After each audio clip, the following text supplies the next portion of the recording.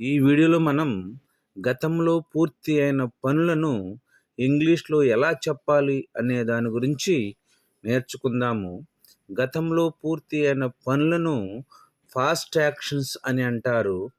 దీని యొక్క స్ట్రక్చర్ వచ్చేసేసి సబ్జెక్టు ప్లస్ V2 అంటే వెర్బ్ టు, దీన్ని past tense of the verb అంటాము, plus object plus other word. ఈ విధంగా స్ట్రక్చర్ ఉంటుంది. సబ్జెక్టు ప్రొనౌన్స్ అనేవి 7 అని మనకు తెలుసు. అవేంటంటే I, we, you, they, he, she, it plus verb to.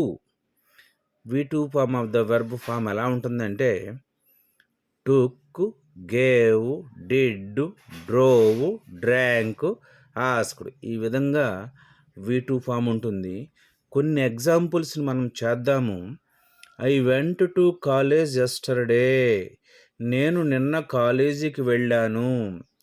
He came to Hyderabad last month. మేము పోయిన నెలలో హైదరాబాద్ వచ్చాము. She wrote a letter 1 week ఎగో.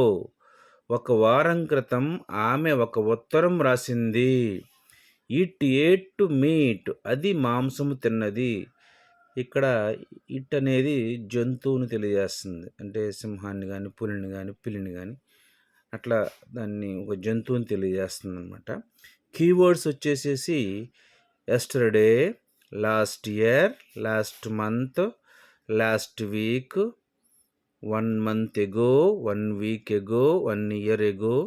ఈ విధమైన కీవర్డ్స్ని ఉపయోగించి ఫాస్ట్ యాక్షన్స్ని చెప్పవచ్చు. ఒక్కసారి ఫార్ములా, ఈ స్ట్రక్చర్ అన్న ఫార్ములా అన్న ఒకటే.